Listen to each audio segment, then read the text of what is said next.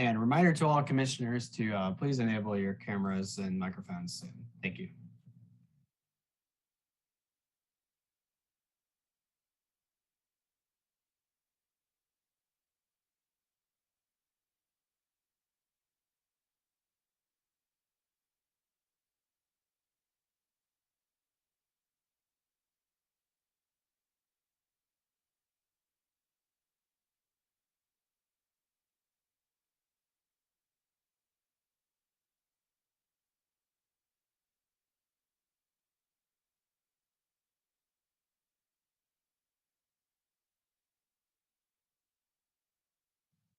We are now streaming. We're 1 minute away from broadcast and 30 seconds away from the title sequence.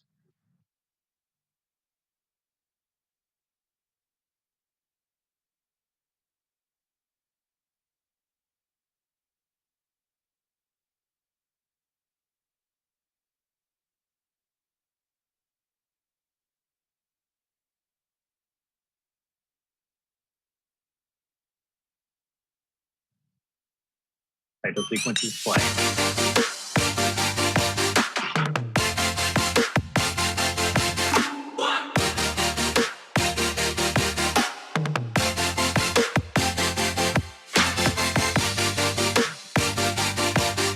Sequence is done.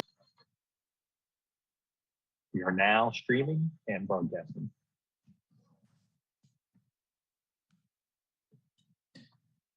Good afternoon. Welcome to the Durham Planning Commission. The members of the Durham Planning Commission have been appointed by the City Council and the County Board of Commissioners as an advisory board to the elected officials. You should know that the elected officials have the final vote on any issue before us tonight. Tonight's meeting is being held virtually using the Zoom virtual meeting platform. In this virtual meeting platform, public participants do not have the ability to talk or be seen on video by default. To maintain meeting decorum and a discernible record of the meeting, the chat function has been disabled. Speakers will be given the ability to speak at the appropriate time in the meeting. If you have pre-registered, your name will be called for you to make your comments, just like in an in-person public hearing. If you called in before the meeting started and staff was able to get your information, your name will also be called to speak at the appropriate time as normal. You may also call in during the meeting tonight by dialing 1-301-715-8592. If you call in during the meeting, you will need to wait until the specific public hearing you are interested in starts. After all of the pre-registered speakers have shared their comments, I will ask if there is anyone else wishing to speak. At that point, you will need to digitally raise your hand by pressing *9 on your phone. And when recognized, state your name and address and make your public comments. Finally, all motions are stated in the affirmative, so if a motion fails or ties, the recommendation is not favorable. Thank you, and may we have roll call.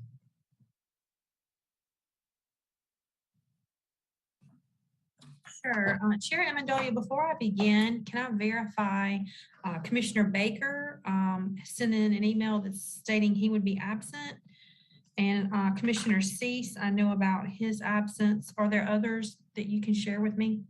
Yes, I also received an email from Commissioners Batista and Zuri Williams, and then I believe Michael received an email that he forwarded to me from Commissioner McIver. That's correct. Okay, thanks, Mike. Okay, so that's 1, 2, 3, that's 5. Okay.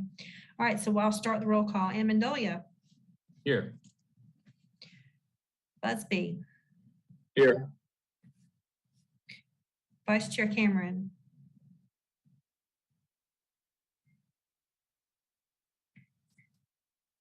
Okay. Commissioner Cutright. Here. Commissioner Durkin. Here. Commissioner Harrod. Here. Commissioner Lowe. Here. Commissioner Morgan. Here. And Commissioner Carmen Williams.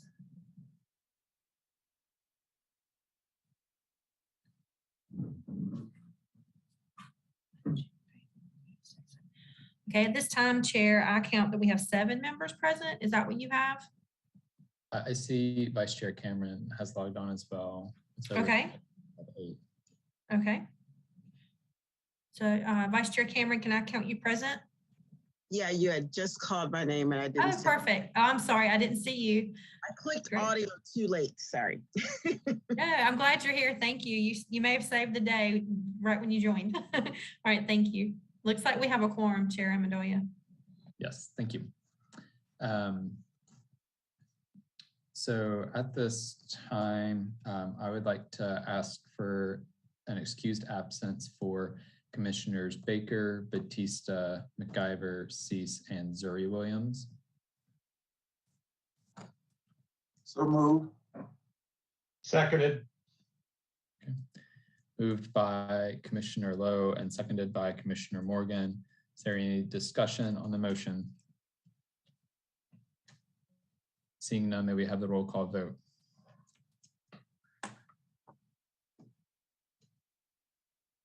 Sorry, I was muted. Sure, Amendolia, Yes. Busby, Yes. Cameron, Yes, Cutright, Yes. Durkin. Yes. Harrod, Yes.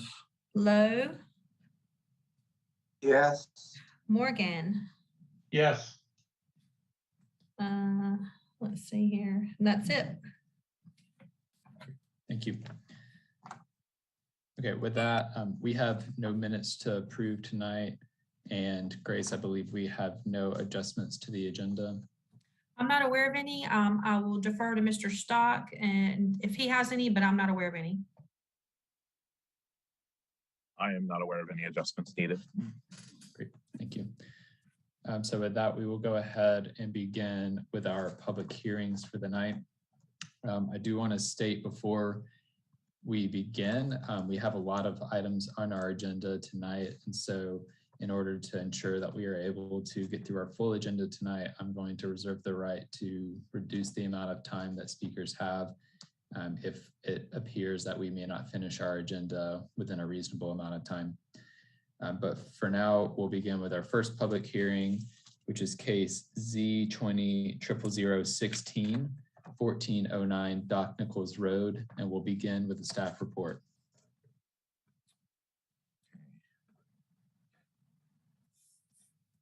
Thank you very much. Oh, I need to share. Hold on. There we go. Thank you. Can you all see that? We see your PowerPoint, but Okay, not great. now we see your shared version, yeah. Okay, great. Thank you. Let me make sure. Oops, sorry. Oops. There we go. Okay. Thank you. Michael Stock with the Planning Department. Before you is case Z20-0016, 1409 Doc Nichols Road. It is a privately initiated rezoning request with an associated annexation actually from Eden's land, Jared Eden's. The location is 1409 Doc Nichols Road, hence the title. It is located in the suburban development tier, and it will be going forward with an associated annexation. It's currently in the county, but it's pending city. The site acreage is just over 8 acres. The current zoning is RR or rural residential, and the proposed zoning is planned development residential 7.245 or PDR 7.245. The existing future land use map designation is low density residential. And if the rezoning is approved, the recommended change to the FLUM designation would be low medium density residential. The site is within the Falls Jordan protected area watershed or FJB.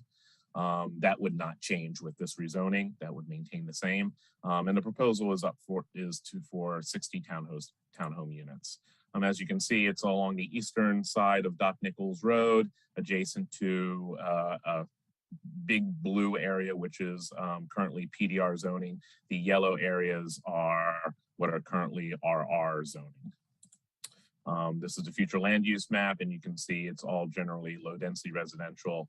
The change would go to low medium density residential.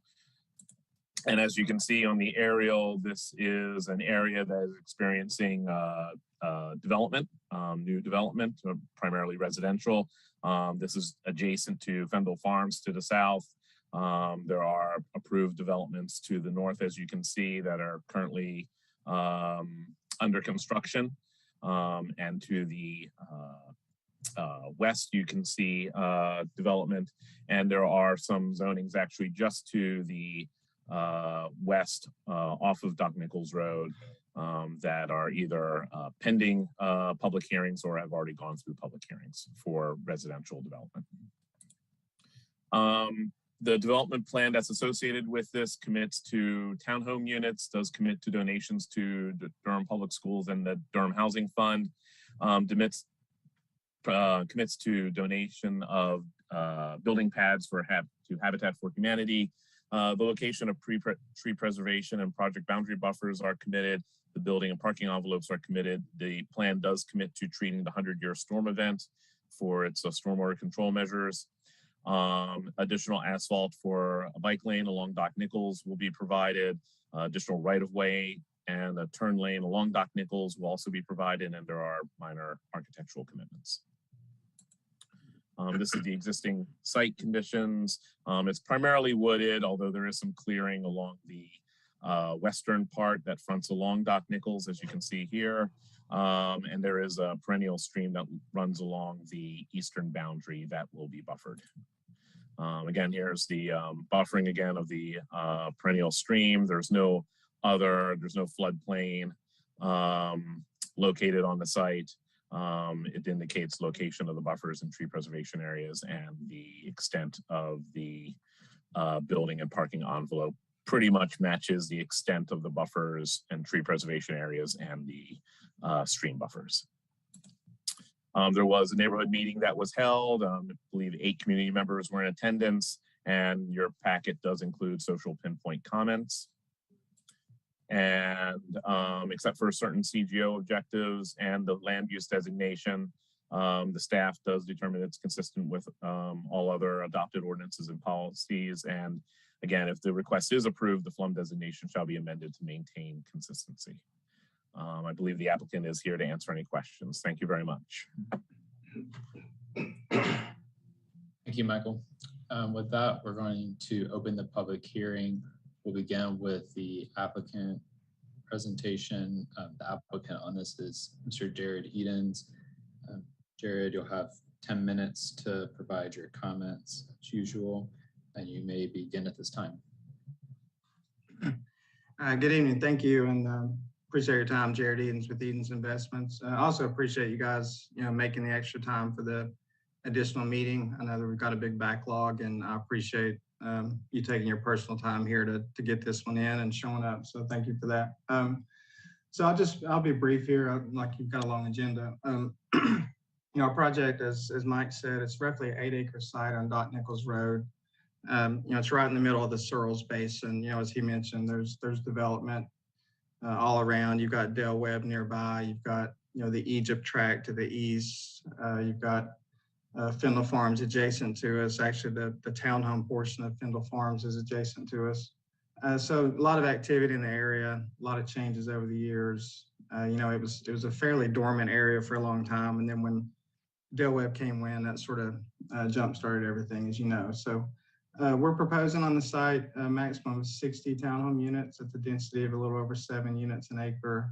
A few of the highlights that Mike mentioned, we're doing our 100-year storm detention, which we tried to standardize.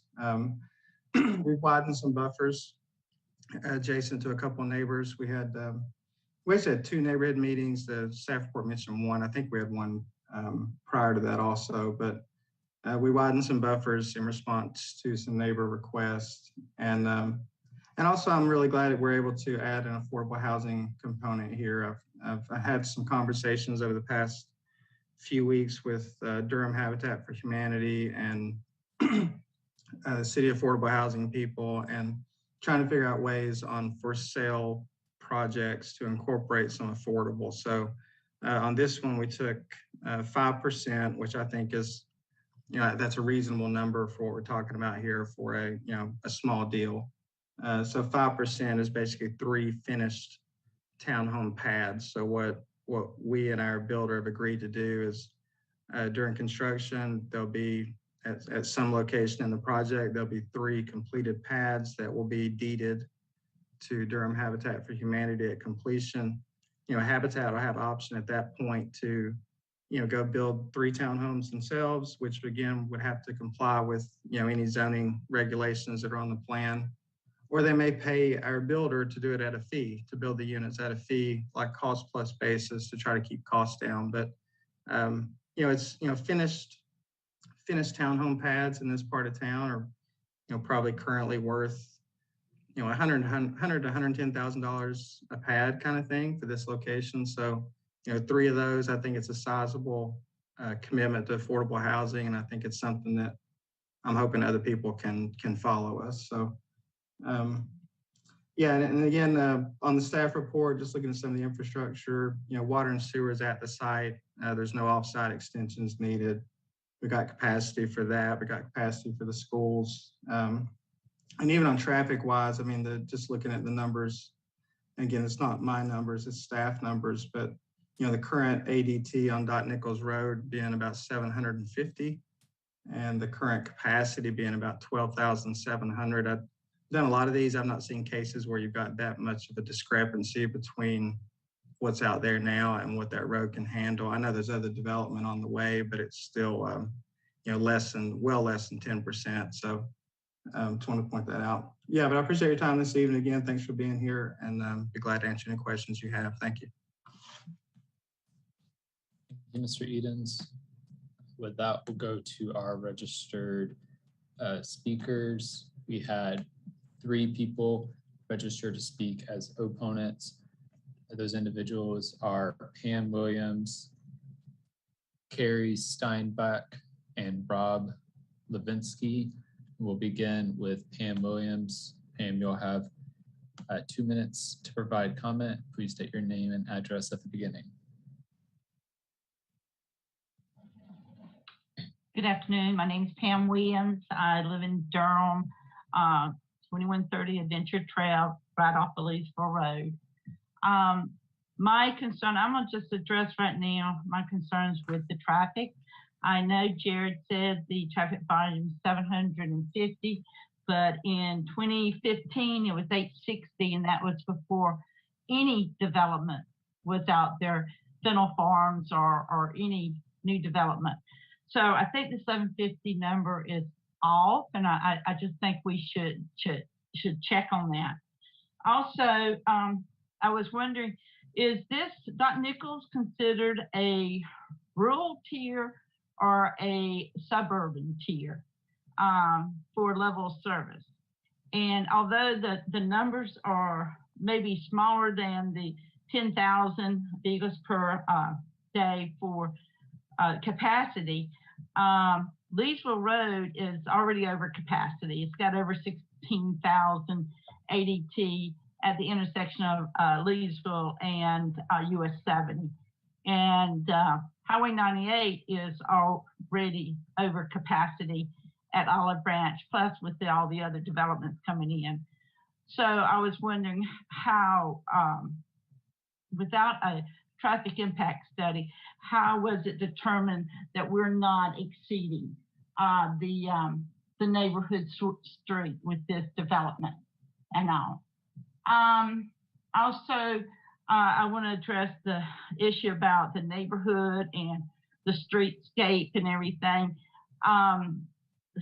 A lot of the townhomes I've been seeing going in Durham, I don't know what he's proposed because I haven't seen layout, but like there's a section of Fennel Farms that the landscaping will never grow enough to hide the homes and everything. It's that's sorry. it. Okay. Yes, I just want to ask for an increase in landscaping to preserve the character of Nichols Road. Thank you, Pam. Up next, we have Carrie Steinbach.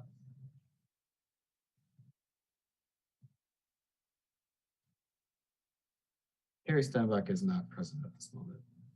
Okay. We'll move forward to Rob Levinsky. Hi, can you hear me all right? Yes. Great, fine, thank you.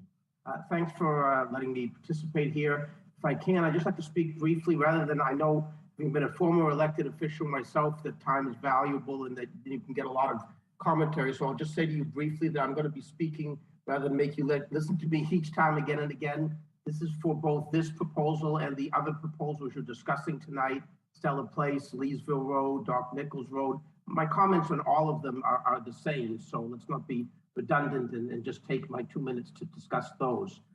My opposition is simply that I think the most important thing that you can do in the Planning Commission is decide the direction of the city and the county and the quality of life for all the residents.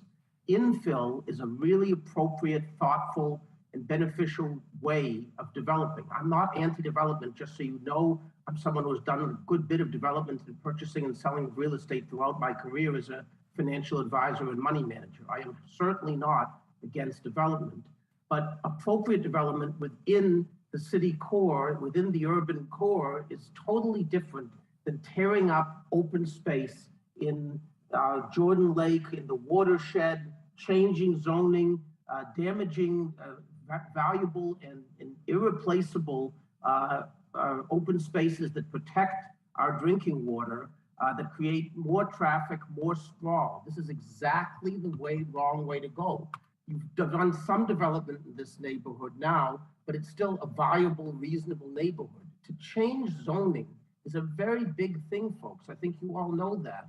And I'm frankly disappointed. You all seem like, I followed you and I've tried to participate in the city events. You seem like very, reasonable, decent people.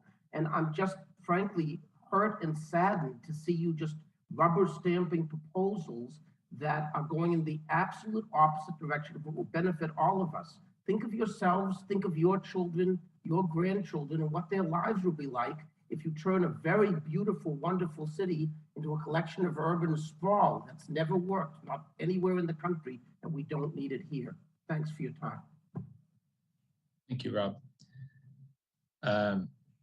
With that, we'll turn to folks who have raised their hand. And if there's anyone else who would like to speak on this topic, please go ahead and put yourself in the queue by raising your hand.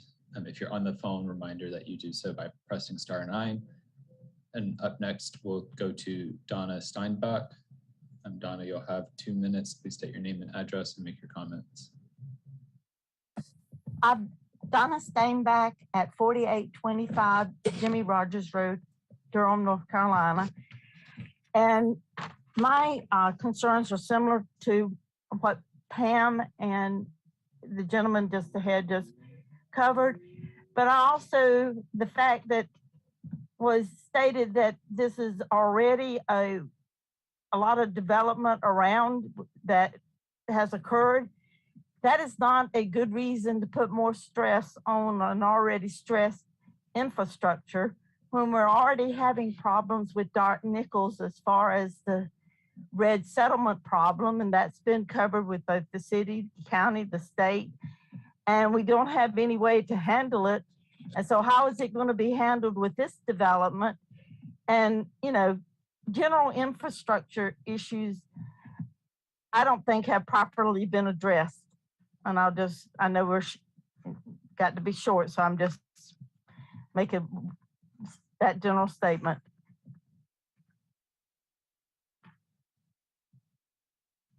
Thank you, Donna. Up next, we'll go to Pamela Andrews. Pamela, you'll have 2 minutes to make your comments. Good evening, you guys. This is a weekly meeting for us, but I want tonight to make sure, first of all, I hope that you all got my dynamite blasting video that I sent in last week, because I wanted Mr. Lowe to address, you asked about that, and I wanted to make sure you saw firsthand what we're experiencing out here with these dynamite blasts that happen regularly with these sites.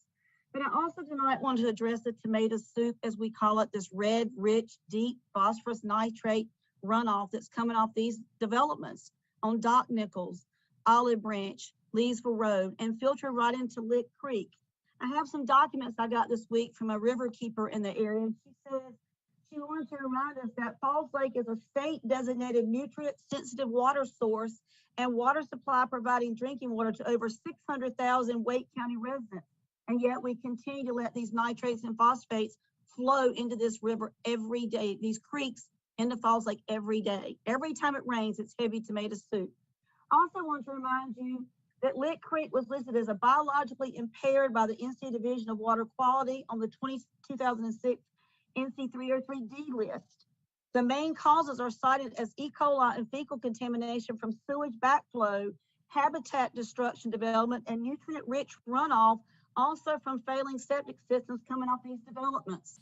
I ask you to please look at what you're doing out here. As the other residents have spoken, the infrastructure is not supportive of all of this development. We need a traffic impact study that looks at everything, not just little small clumps of land, but everything. Please come out here. Please look at this area that we're talking about, because these are real issues. You're talking over 5,000 new homes have already been approved out here that have not been built. 5,406 to be exact off the site today. Please come out and look at what's happening out here. Thank you. Thank you, Pamela.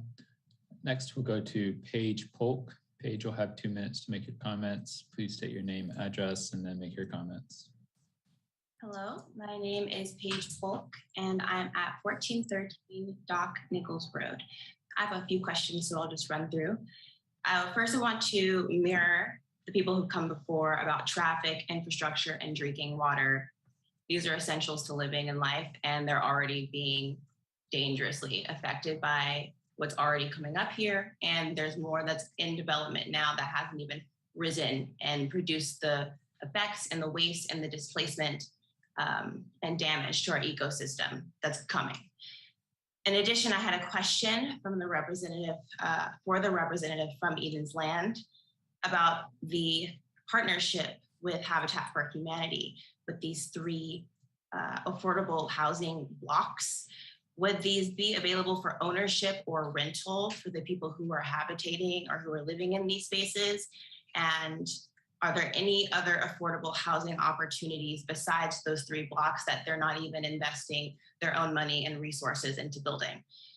My next question is about how I actually reached out to Eden's Land earlier last week because I was interested in this particular development as I'm at 1413. I'm that little tiny speck between the old development that's already coming up now and what they're proposing at 1409. I reached out to the contact team through their email. I have not received a response from them since, expressing my curiosity about their intentions behind building and their commitment to incorporating and supporting the community that's already invested in this space. I am saddened and disappointed that they didn't consider it, or I don't know why they didn't respond. I just know that I didn't receive one. But I would love to hear their response here if they have it, because when I think about these development plans impact, I think about not only my life, but those of my children and generations into the future. 7 generations into the future is what we should be thinking about when we're building these spaces for people to live, not just go to work and come back, not just buy things and come back, but to be around each other, the cultural impacts, our communities, what we are trying to leave behind, our legacy. That is what I want everyone in the Zoom room to think about when they're deciding about if they want to be building more on a stressed infrastructure. Thank you. Thank you, Paige. Next, we will turn to Thomas Freeman. Thomas, please state your name and address, and you'll have 2 minutes to make your comments. Yes, good evening, everyone. My name is Thomas Freeman. I reside at 1818 Southview Road, Durham, North Carolina, 27703. I've been here at this residence for 42 years. I'm a 69-year resident of Durham County. Been here, been around, seen a lot of different things. I'd like to tag team with what Pamela Andrews was speaking about.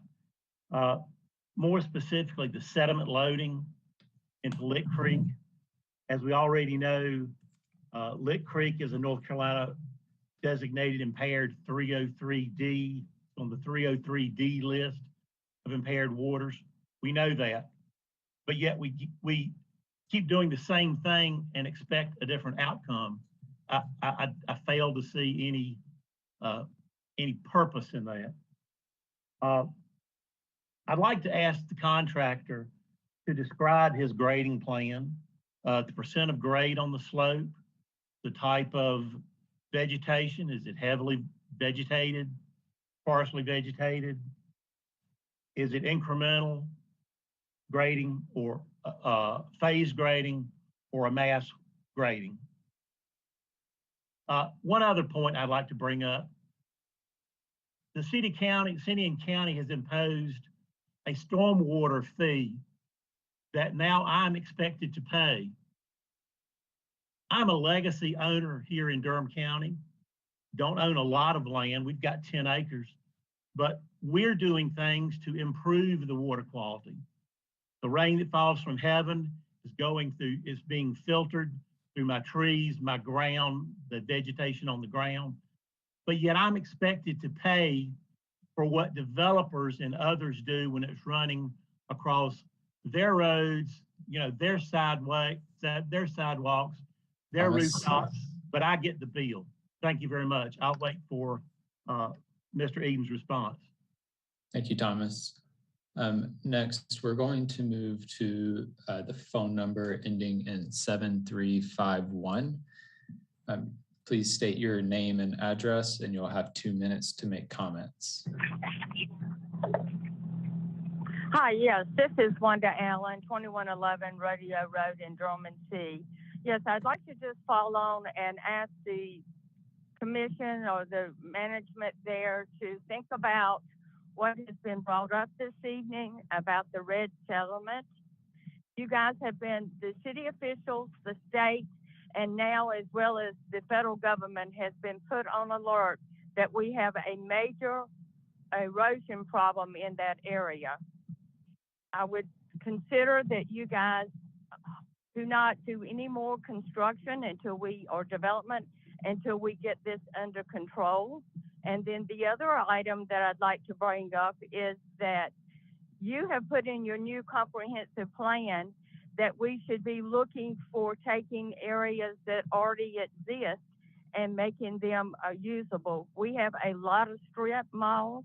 We have a lot of areas that the developers could investigate to put these townhomes in.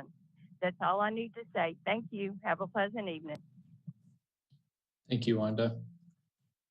Next, we'll turn to Samantha Kropp. Samantha, please state your name and address, and you'll have 2 minutes. Hi there. Thank you so much for taking the time today. My name is Samantha Kropp. I live on 1000 Hightower Street in Raleigh, and I am working as the Neuse River Keeper with Sound Rivers. And I originally was just going to listen in to the comments, but some of the things that folks said inspired me to raise my hand and just add some sense. I just wanted to appreciate the comments that were made first and foremost about the responsibility of the planning board being to kind of set the tone of the community and of the future of the community. And I know that under each of these proposals, one of the things that we're thinking about is this proposal, this rezoning proposal, reasonable and in the public interest? And so I just wanted to focus some comments on the water quality issues that have been raised, and just note that this ongoing sedimentation issue in Lick Creek is one that not only has been observed by the locals, the folks who are commenting here, but also is documented, and some notices of violation were issued by Durham County Sediment and Erosion Control. And the issue is ongoing in the area right now. And I think it would be a great thing to take the recommendations of those who suggested to go out and take a look at the area, because there is, after every rain event, there is a significant sediment load being delivered to that stream. And I think when we're thinking about each of these proposals, it's so important to think in terms of not only this proposal in isolation, but its cumulative impacts. And certainly from a watershed perspective, the developments that are ongoing in the area are having significant cumulative impacts on Lick Creek. And that's just for sedimentation. And obviously that connects to Falls Lake, and that's the drinking water source for lots of folks. So those are considerations that I'm thinking about. I went back and looked at the Lick Creek Watershed Restoration Plan that was created. And sedimentation and erosion were cited as the #1 concern because the soils are so sandy in that area. And the #1 initiative Samantha? that was laid out. Apologies, you've reached your 2 minutes. Okay. I was just saying the #1 initiative laid out was to manage for development and responsible development in the area. So I appreciate you taking the time and thank you for your work. Thank you, Samantha. Would anyone else like to speak on this case at this time? I see Katie Rose has raised their hand. Katie, you have 2 minutes to provide your comment, and please state your name and address.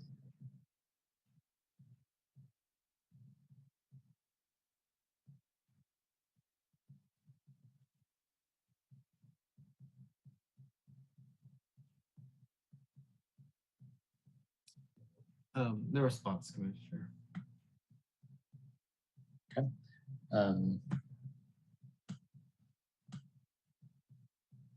Okay, I'm seeing no other individuals. Katie, we'll give you one more chance if you're able to speak.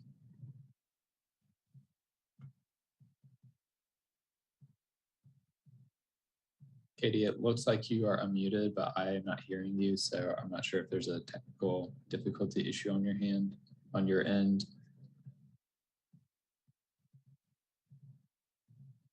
Okay, we're going to move forward for now, and Katie, if you're able to get your technical issues resolved, I can, when it comes my time to speak during the commissioner comments, I'll be sure to recognize you to allow you time to make comment. Mr. Edens, I believe you had at least 5 minutes of your time remaining if you would like a chance to respond to any of the comments you heard. Yeah, thanks for the chance to answer some of these. And I appreciate the people in attendance. I recognize a lot of the names. We've talked to a lot of meetings in the past. So I just took a few notes and I'll try to hit some of the high points. Traffic counts, the data in that report is not my data. The traffic counts, the ADT on Dot Nichols Road, the trips generated by the development, all those things are generated by staff. We have no input over that. So I feel like I have to point that out a lot, but that is a City of Durham transportation generated data. So obviously it's not near enough density that would require a TIA. You would need probably, I think 3 to 4 times the number of units to trigger a TIA out here. I do want to speak to runoff and nutrients. I mean one thing Durham has going for it on the environmental side, they have very strict nutrient, phosphorus, nitrogen, phosphorus runoff requirements that they enforce. So you have to do that when you do your site plan and CDs regardless. Also, Ms. Polk, I don't know, the email I have was contact@demote.org. I responded to you at 10:04 this morning. I'd be glad to send it to you again. And I apologize for getting back to you the day of the meeting, but I get a lot of emails during the week. I also left my cell phone number with you earlier this morning to call me if you wanted to talk before the meeting. So not ignoring anyone out there, just sometimes emails cross through the air and we don't catch them. So anyways, yeah, I appreciate the chance to respond. I'm just gonna leave it at that. Thank you. Thank you, Mr. Edens. And I see one more individual has raised their hand to speak. Chandra Jackson. I'll have 2 minutes to provide any comments. Please state your name and address to begin.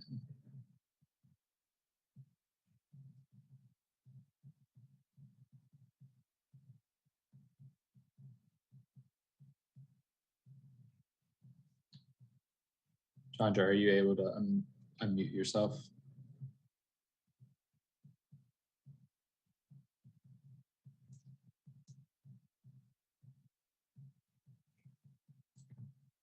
Once again, no response, Chair. Okay, thank you.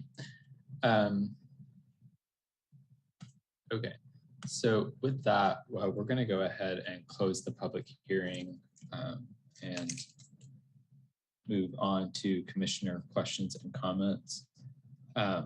Before I recognize other commissioners, I want to respond to something directly and just state for the record this planning commission does not rubber stamp suburban sprawl. And you have to look no further than our record to see that that is the case. We consistently, unanimously, or nearly unanimously vote to recommend not to approve rezonings that are suburban sprawl and unsustainable. You can look just at our meeting last week. Everything that could be categorized as sprawl was either unanimous or near unanimous against. And I would like to just take this moment to remind folks that we are an advisory board. We make recommendations. We do not ultimately decide if a rezoning happens or not. That is up to the city council and the county board of commissioners. So I just want to be very clear that when we're talking about who is rubber stamping suburban sprawl, it is not this planning commission. With that, I'm going to go ahead and recognize Commissioner Cutright. Appreciate it, Chair. Just a couple quick questions. Well, let me start first by saying I appreciate the effort that's gone into trying to find a creative way to generate affordable housing on a for purchase basis. Like I know 3 pads isn't a lot, doesn't do much of anything as it relates to the overall problem. But just in contrast, it's much better than coming up here and saying we haven't thought about affordable housing. There's clearly been some thought put into it, and a potential solution to get something done, and that's more also than giving an arbitrary amount to the Affordable Housing Fund. So hats off to that. I think that's a good start, or at least a way to start to think about this in a creative manner. My 2 questions are around 2 things that have come up consistently from the neighborhood.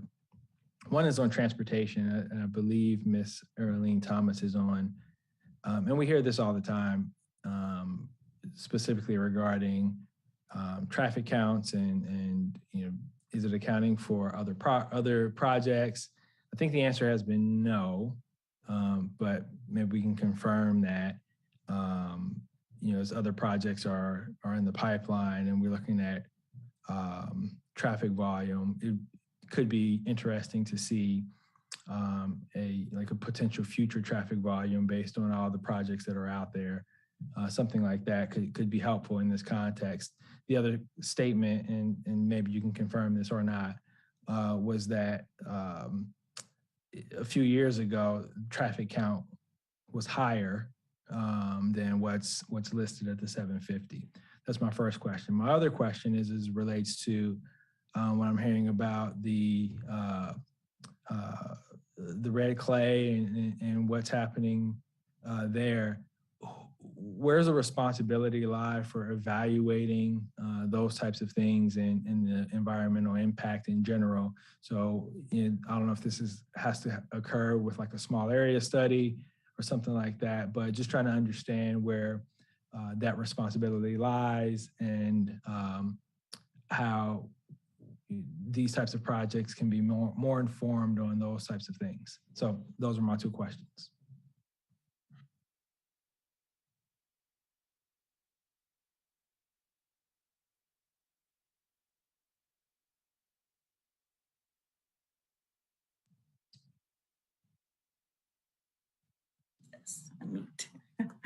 Good evening, Earlene Thomas, Transportation. I can certainly speak to the traffic volume question. So the traffic volumes come from NCDOT's historical traffic count database, which is a publicly available on their website. And traffic counts do fluctuate between years. So I have pulled the traffic data, and in 2015, traffic was 860 vehicles per day. NCDOT has some supplemental traffic data that was taken in 2020, which is the current volume that's shown in the staff report. Can you speak at all to thinking about other projects that are in the pipeline and incorporating that into what we're seeing? Yes, and we sort of talked about this at our last meeting relative to some of the other cases.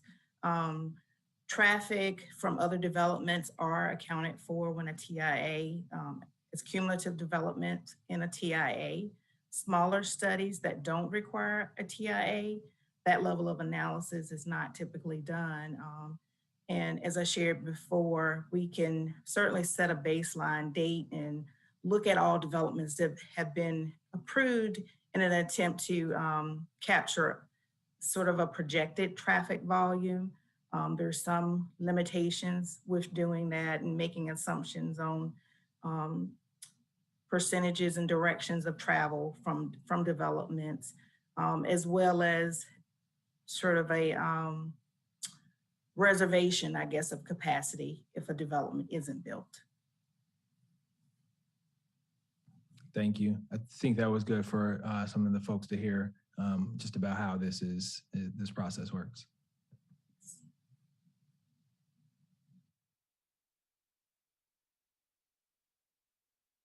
And I don't know if Michael is on or somebody can talk about the environmental and where the responsibility lies there. The red clay runoff, I think I was mentioned before, is a sedimentation erosion control issue that's handled through the county. And I know Ryan Eves with the county that they inspect and issue violations as warranted. I don't have anything to add to that at this time.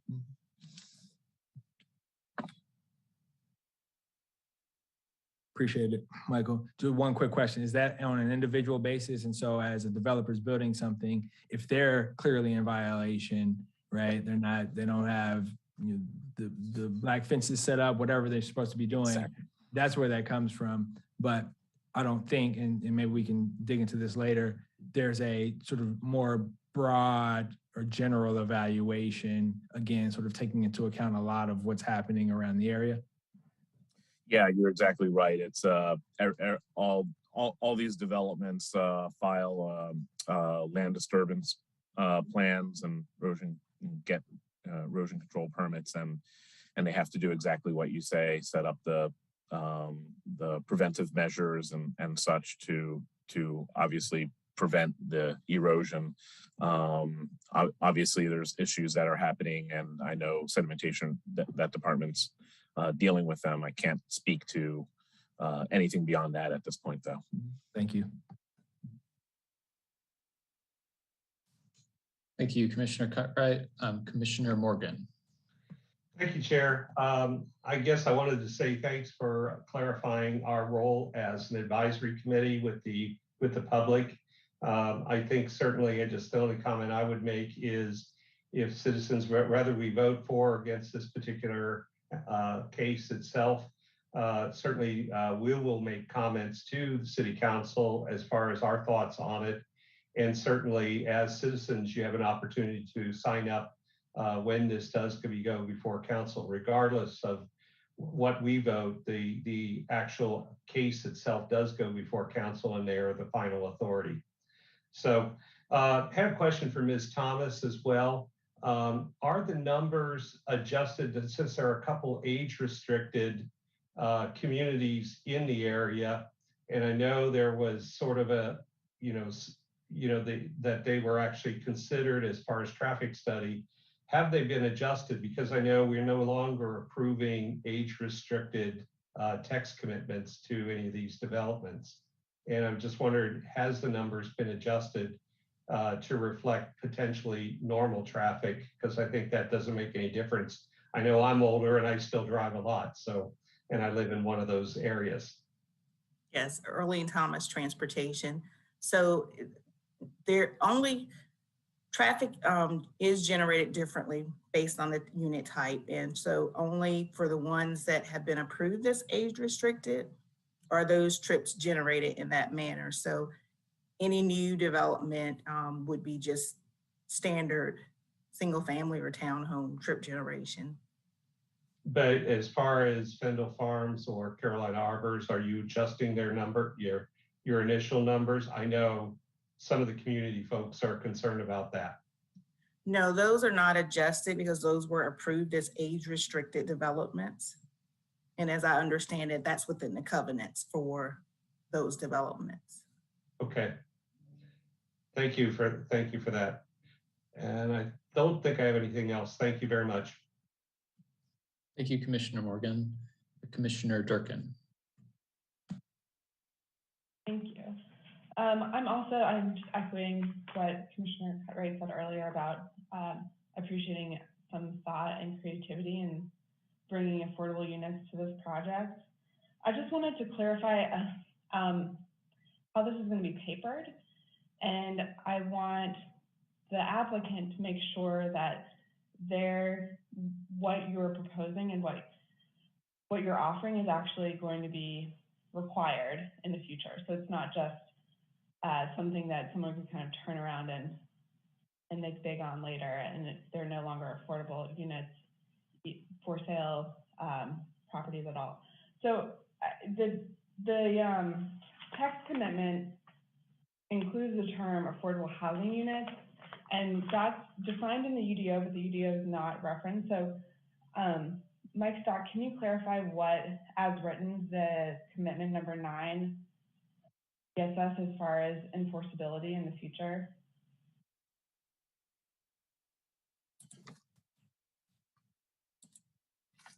Hold on for 1 second. Let me pull it up.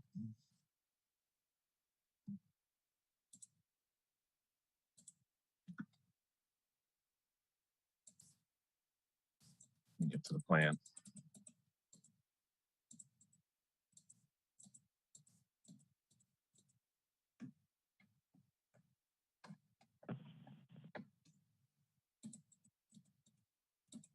Sorry, I thought I had it up, but I didn't.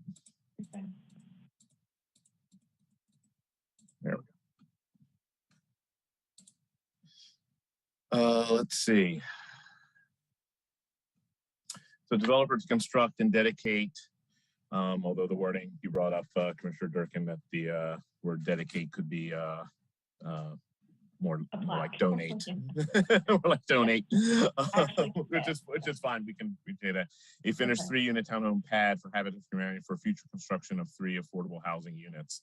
Affordable housing units in the UDO is defined at 80% AMI. So my understanding is that Habitat does provide in that range. I could be wrong, but my understanding is Habitat does work within that range. So I don't think that would be an issue. If we do need to clarify that, or if the applicant needs to clarify that, that can be done also. But I would ask the applicant if that the intent is to mandate affordable housing units, or was the intent just to dedicate to Habitat for Humanity, and how they handle their units is how they handle their units. Yeah. Jared, can you speak to that question? Yeah, I appreciate the question. I think it's a good conversation because it's sort of the first one of these text amendments for us to walk through and vet and try to perfect a little bit. So yeah, I mean, if I wanted to make a dedication to Habitat for Humanity, I would just write a check to Habitat for Humanity, but I don't want to do that, right? So I want real affordable units that are, I want to be permanent. I've met with Habitat, it is Durham Habitat for Humanity, right? I met with Habitat, they have a list of qualified buyers who may not qualify for the market rate home. Let's say, I mean, it could be, let's say it's $375,000, $400,000 for a market rate. They may have someone that qualifies for a $250,000 home. They will put those people, in those homes, sell the home to them. My understanding, again, I talked to, Habitat would have to confirm, but my understanding is, Habitat takes a second mortgage out for the remainder of the value of the unit. This prevents the current owner from flipping the unit a year or two down the road and making, $50,000 profit on an affordable unit because it has a second mortgage attached to it. So, I mean, Habitat is obviously putting in precautions to ensure that they have control over the unit and that it remains affordable. But my intention by purposely using the word affordable in there. And like Mike said, that it's clearly defined in the code with timeframes and whatnot. I have no problem, you know, on the rental side, we will add a text commitment that says like, you know, at 12/31 each year, you know, developer provides an accounting of the affordable units or whatnot. We could have a similar sub-statement if Mike and Sarah and them want, that just says, you know, at the end of the 30th, you know, whenever we're required to do it, Habitat provides an accounting or whatever. I have no problem. That's what Planning Commission is for to me, is to take stuff like this and try to improve it. So I think it's a good idea to try to make it better. Just for everyone's edification, the definition of affordable units in the UDO does include compliance and procedure measures that are adopted by the city. So that would kind of be built in if that is truly the intent to meet that definition, and we can work with the applicant to refine and to be more explicit about the intent of that, which I believe is to meet the definition of affordable with the UDO. Is that correct, Jared? Yes, 100%. I mean, this is the best way I could find on a for sale side to do it. And I think they're a really good partner.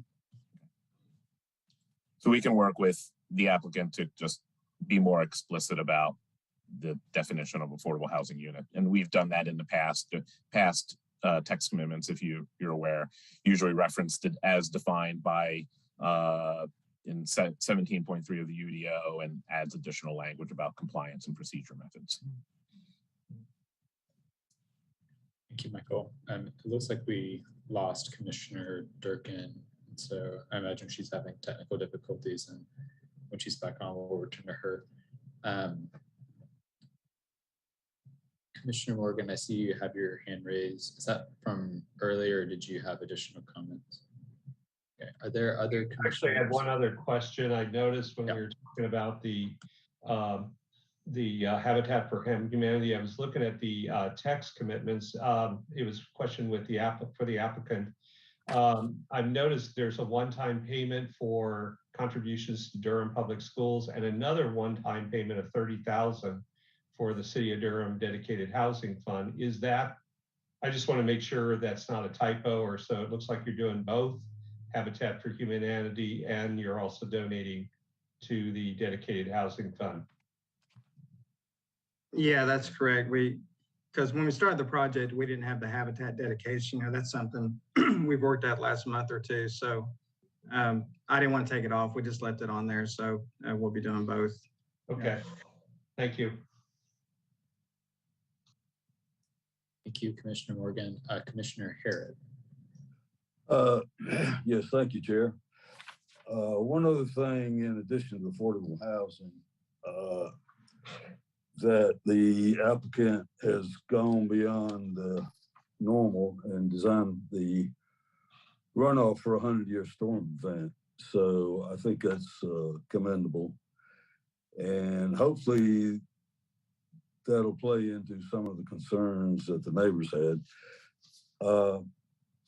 And that soil erosion is controlled by Durham County Health Department. I forget exactly what I lost my information. But you can call down and make complaints. And I agree with you, they need to go out there and look at it.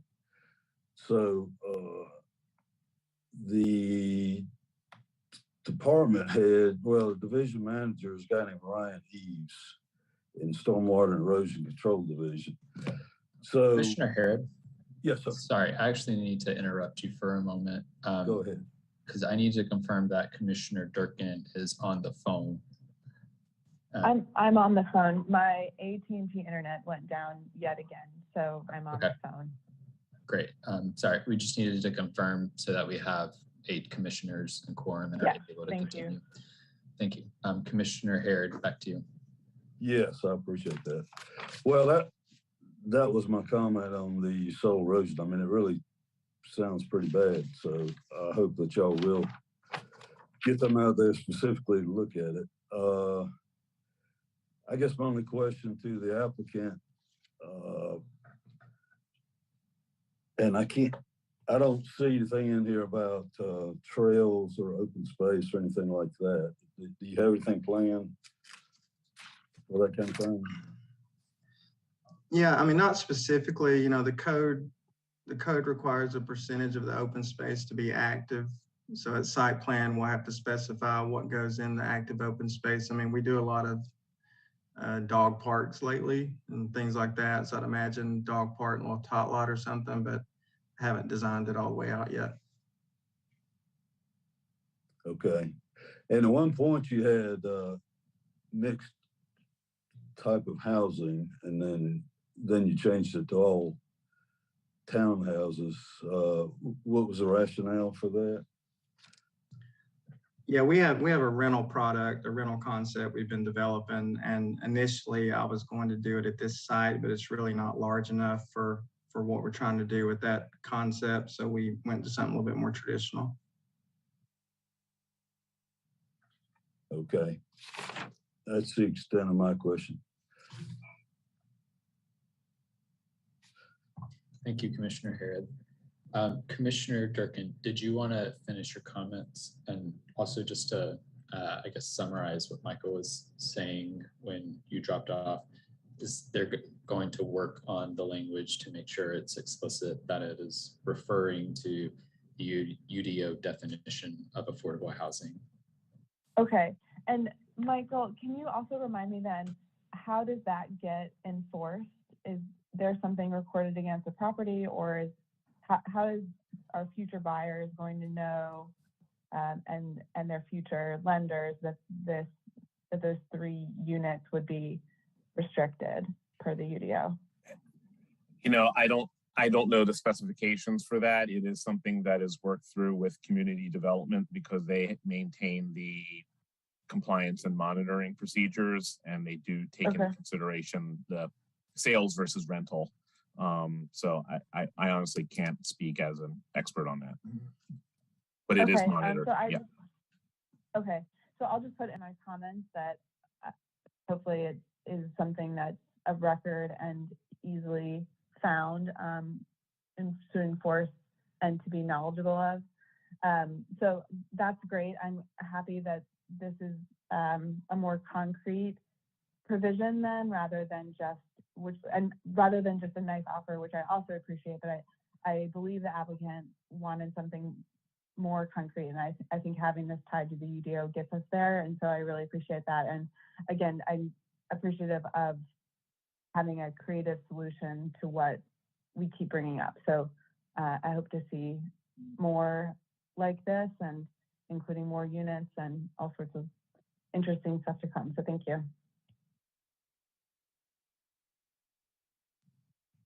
Thank you, Commissioner Durkin. Are there other commissioners who would like to provide any comments or questions at this time?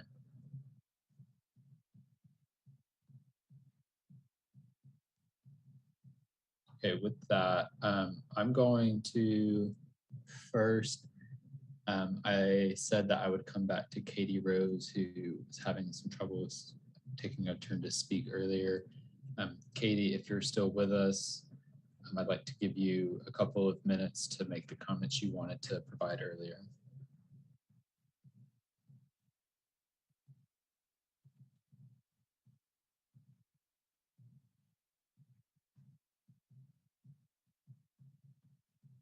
And Katie, it looks like you're unmuted, but I cannot hear you.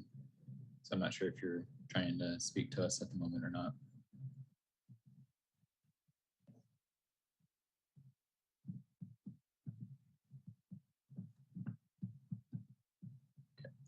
Katie, we're still not hearing you. I'm sorry that we're not able to get this technical issue sorted out. If you want to email your comments in, we'll be happy to hear them.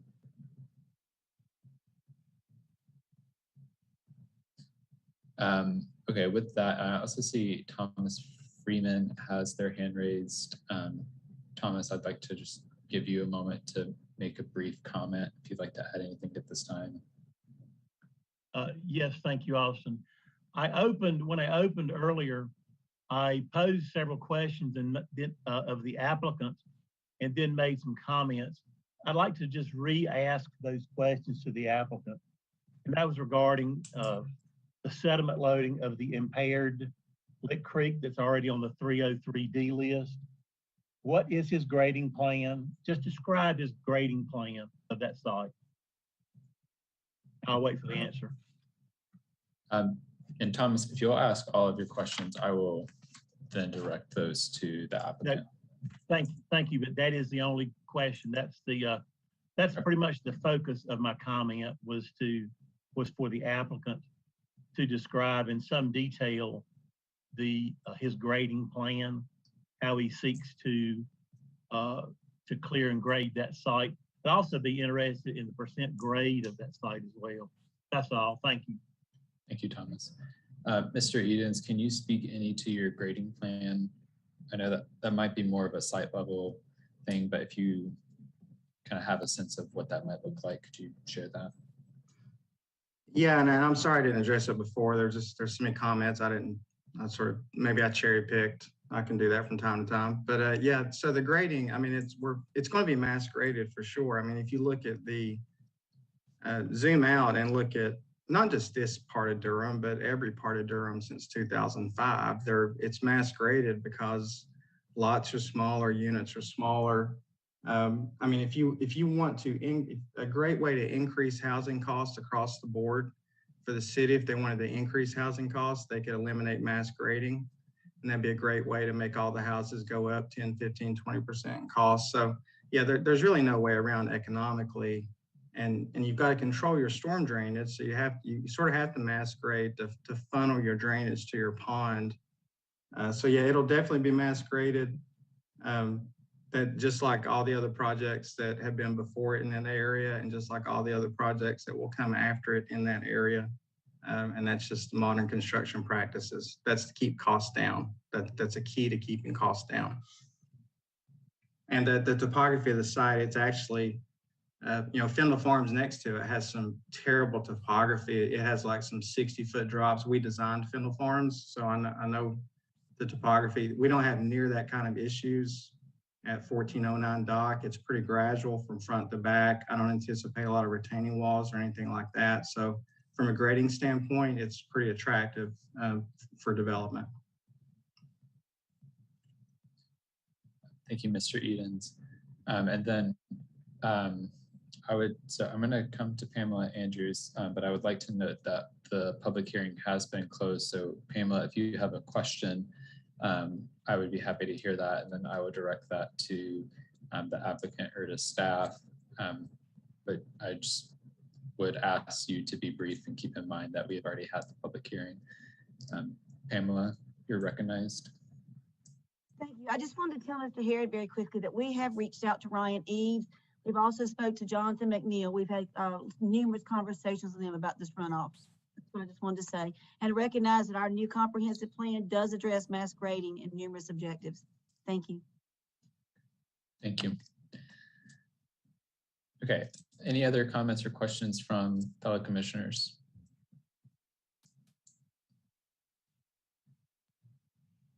Commissioner Busby. Thanks, Chairman Dolia. I just wanted to note that, I appreciate the citizens who've come and spoken. I share a lot of the same concerns as well. And I think I heard a lot of you saying things that not only the one gentleman who's explicitly said, my testimony is really going to look toward many of the cases in front of us tonight. I think the concerns I was hearing from many, if not all of you, are relevant for all of the cases or many of them that are before us this evening.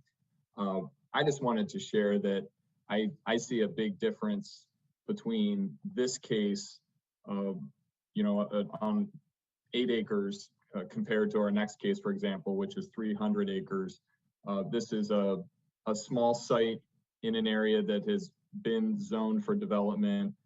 Many of those cases I did not vote for, but they have moved forward for various reasons. But this case, I am planning to vote for it for 2 major reasons. Number one, I do believe the affordable housing commitment with the discussion that we had and the strengthened language that makes sure that these are truly affordable housing. This is innovative and it's an important step forward. I'd like to see a lot more of it, but this is a start and I appreciate that. I also am very glad to see the 100-year stormwater commitment, and I think that's really important. I've said it before, Mr. Edens brings that regularly in his proposals. I think that should just be a bare minimum in our Unified Development Ordinance moving forward. That's not the case right now. I know that doesn't solve all the problems, but I do believe that that should help with the stormwater runoff issues because those are very valid concerns. But I just wanted to share those comments, especially because so many citizens came tonight, took the time in this first case to share their concerns. I wanted to let you know, I hear those concerns. I will be voting on future cases, including others this evening, that back up those concerns as well, but I at least wanted to explain why on this very first case, I am planning to vote yes. So thank you, Chairman Dolly. I appreciate the opportunity to offer the comments. Thank you, Commissioner Busby. I'll say, basically, I would reiterate everything that Commissioner Busby just said for my own vote tonight. This is an 8-acre site, and the next few cases on our agenda are 280, 73, and 22 acres. They're all at least twice the size. Some are many multiples times the size of this parcel that we're looking at, and they do minimal to none to address affordable housing. And so this seems like a very different case in my mind.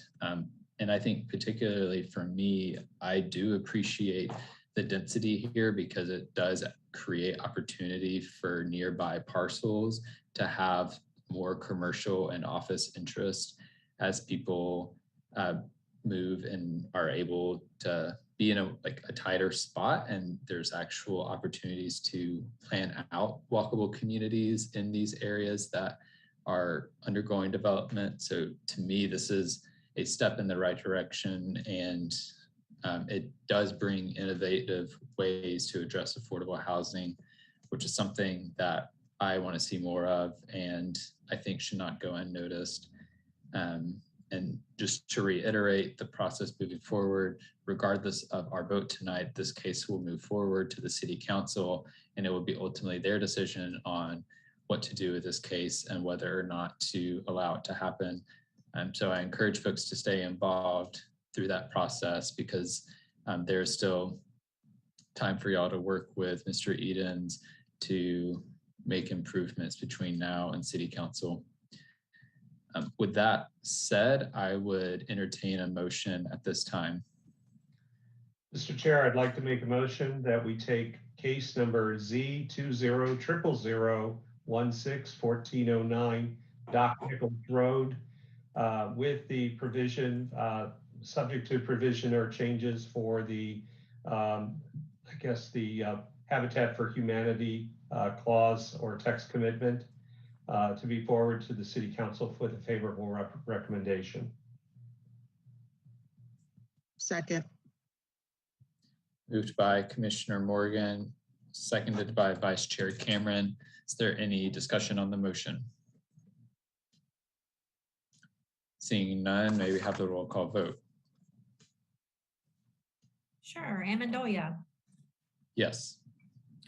Busby, Yes. Cameron, Yes. Cutright, Yes. Durkin, Yes. Harrod, Yes. Lowe, Yes. and Morgan. No. It passes 7-1. Thank you to staff. Thanks, Mr. Edens, and thanks to all the residents who showed up for this case.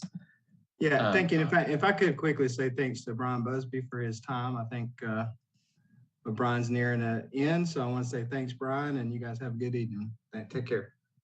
Thank you, Mr. Edens. Yes, and for those who are not aware, tonight will be Commissioner Busby's and also Commissioner Lowe's last meeting on the Planning Commission.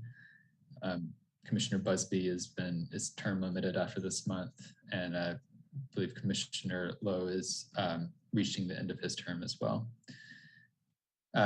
Okay, we're going to take a recess for about, I'm going to say we're going to take a recess until 6:55. and then we will be back to move forward with our agenda at that time.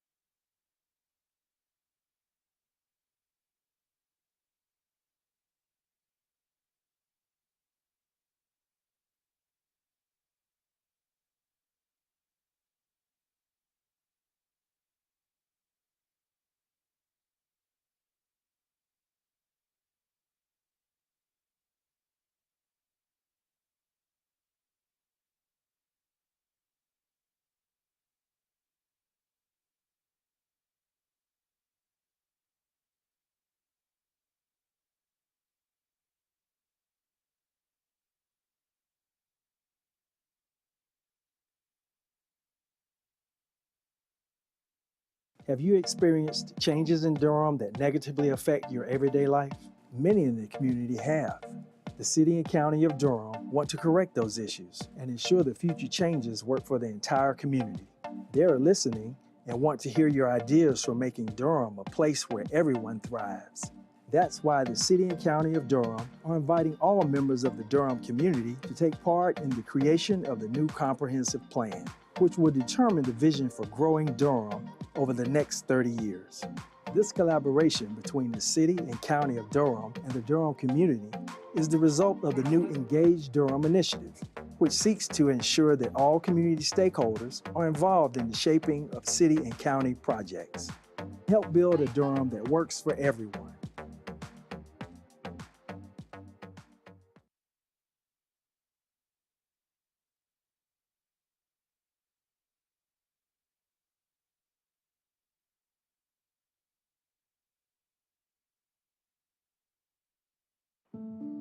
There's no place like home. Home is where the heart is. Hey, can I help you? Oh, thank you. Thank you so much. It is our place of safety and warmth. Home is where love resides, memories are created, and laughter warms the heart. That's why the Durham Human Relations Division is committed to enforcing the Fair Housing Act, which prohibits unlawful discrimination based on race, color, disability, religion, sex, familial status, or national origin.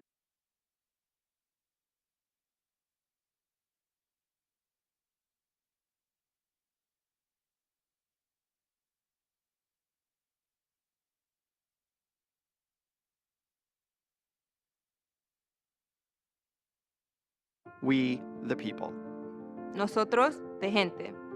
我们人民. Mia Dumaville. Hum sab log. We, the people, hold these truths. To be self-evident that all men And women are created equal. And shall be afforded The inalienable right to fair housing. The City of Durham and HUD are committed to ensuring that everyone is treated equitably when searching for a place to call home.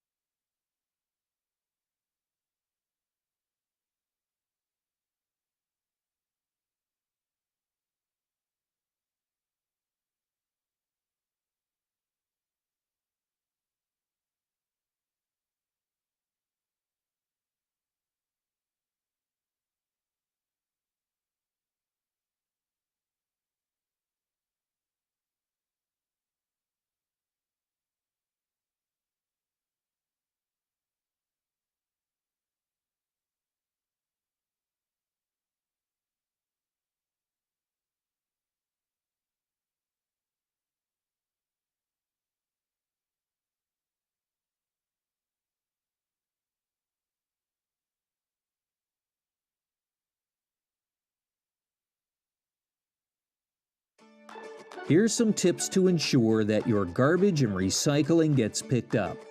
1. Your cart should be put out for collection before 6 a.m. on your collection day. 2. Your cart should be at least 3 feet from all other objects such as mailboxes, telephone poles, fire hydrants, trees, and other carts. 3. Your cart should be no more than 3 feet from the curb. 4. No vehicles should be blocking your carts. The mechanical arms on our trucks need direct access to your carts and cannot reach around vehicles. To find more information about garbage and recycling pickups, go to this web address.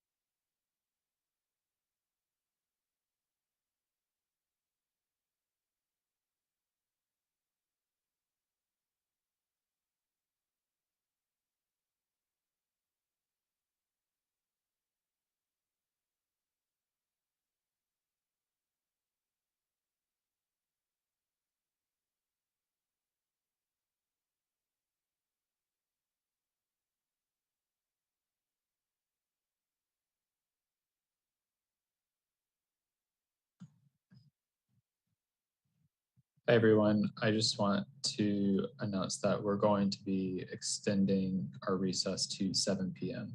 Thank you.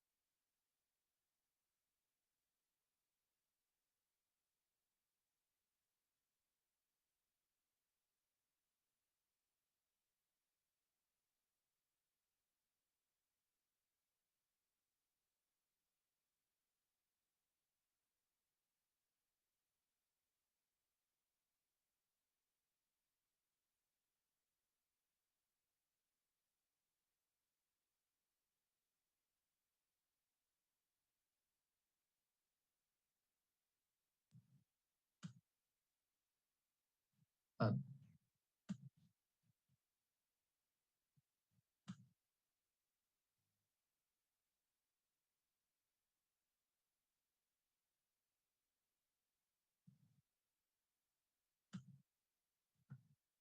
Okay, Neil Ghosh, if you're on the call, could you please check your email and call the number listed in that email?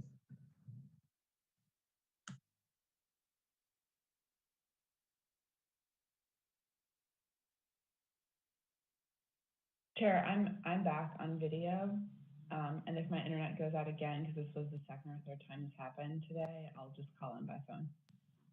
All right, thank you.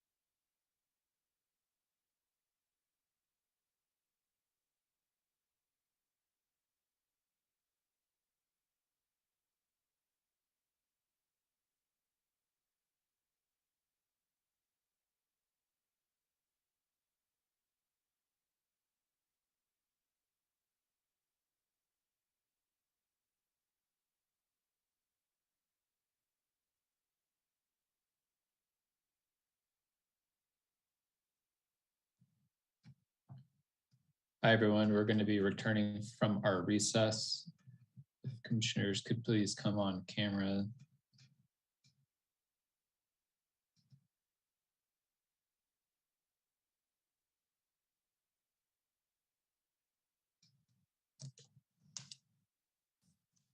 Okay, so here's the situation.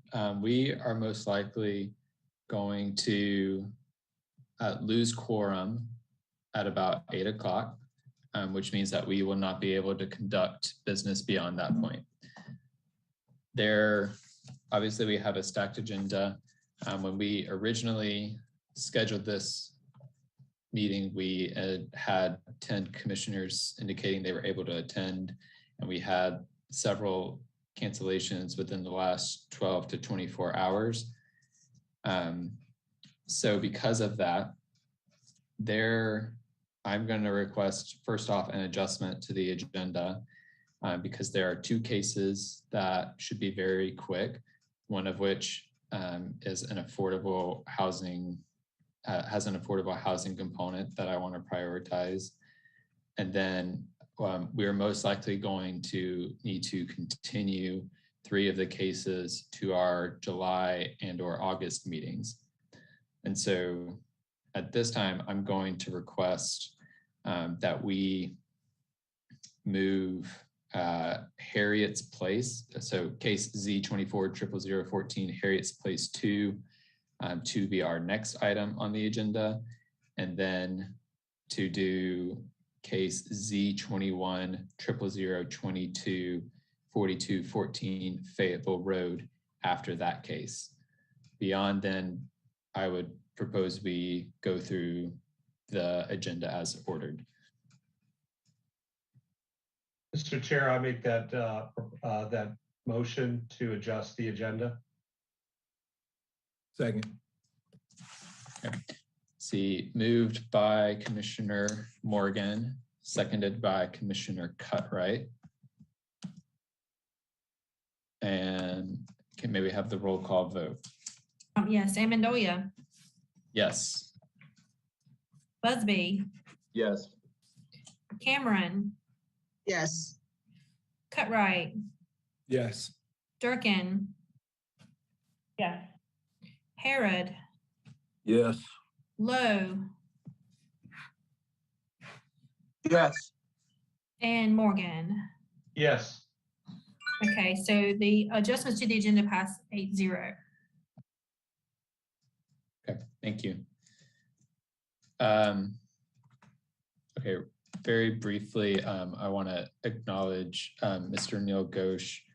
Neil, I see you have your hand raised. I know this is impacting some of your cases, so I recognize you may have questions at this time. Well, actually, I think Mike Stock explained to me, but I was trying to communicate with clients. I just wanted to get an understanding of the motion that just was passed. I just didn't hear it. Yes, the motion that was just passed was to adjust the agenda to move around the order of our zoning map changes. And so we're going to do case Z22-00014 Harriet's Place next. And then we're going to do case Z21-00022-4214 Fayetteville Road. And then we will proceed with the rest of our items, which are items B through D on the agenda. And most likely we are going to be opening public hearings and continuing all 3 of those items because it's unlikely we'll be able to make it through any of those. I don't disagree. I'm just wondering, why don't you just open those hearings now and continue them? That's a fair question. Grace? I guess Chair Amendolia, that's perfectly fine with staff. I think we were just making sure we could get in touch with everyone. I think that that's an acceptable way to proceed. And we would just need to, we don't need to rearrange the agenda again. We could just go and open those in order. And that way everyone on the call understands what's going on. And that would probably be just as well or a better path to progress tonight. So thank you. Yeah, thank you for that, Neil. And I would just like for some inside baseball, the reason that decision got made is because just the way we were processing this was which cases are quick and need to go tonight. And then we started thinking about what do we do with the other cases. And so our brains just went in order of like, let's solve this problem, then let's solve the other. And appreciate you helping us think through that. And go through the order. Just had a real quick question. Can we Yeah. go ahead and postpone those other three so that we don't hold people on the line, or do we have to open up the public hearing to do that? We have to open up the public hearing to do that.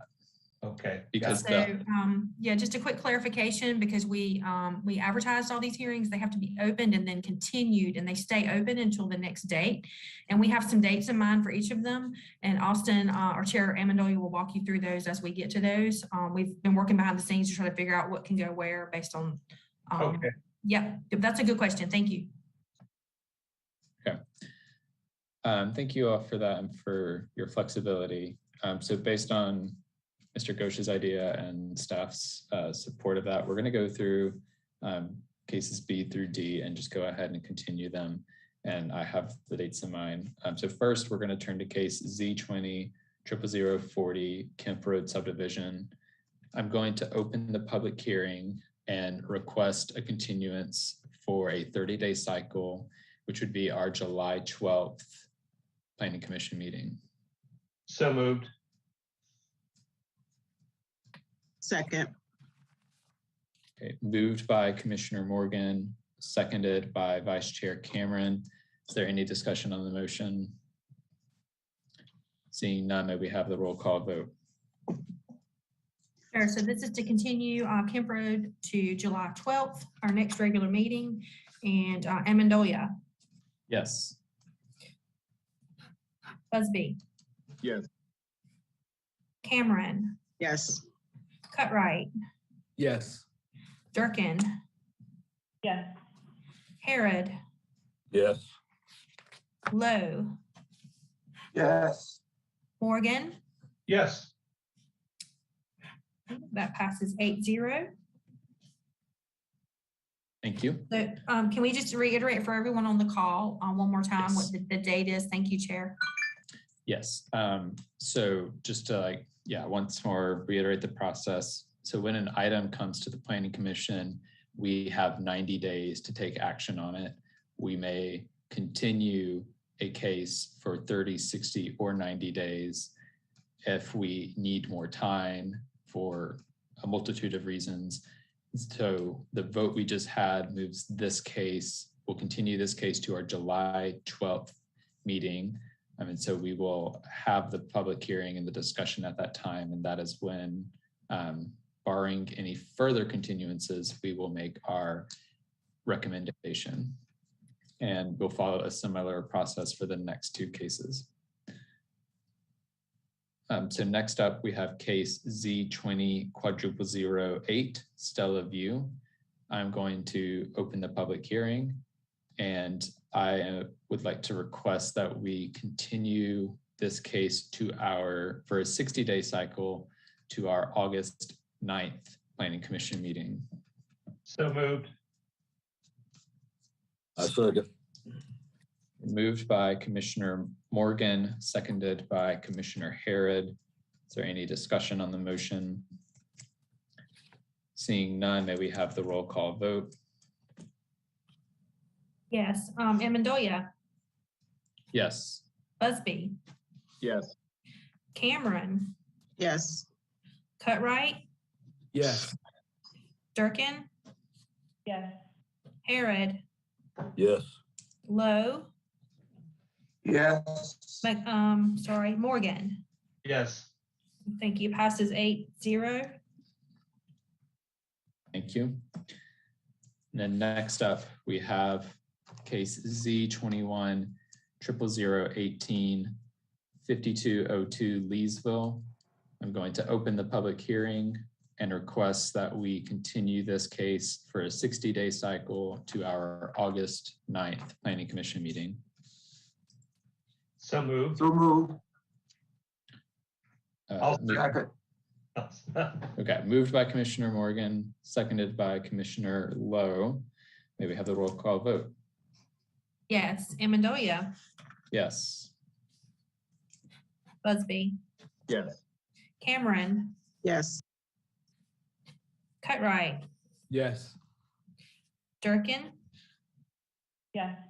Harrod, Yes. Lowe, Yes. Morgan. Yes. Okay, it passes 8-0. Thank you. Thank you, staff. Thank you to the applicants of those 3 cases for your flexibility. I know it's not an ideal scenario for you all, and it was unforeseen. Also, just as a bring some levity to the situation, I think we're going to break our record for the most yes votes in tonight's meeting. So next, we're going to move to case Z21-00022 4214 Fayetteville Road, and we'll begin with the staff report.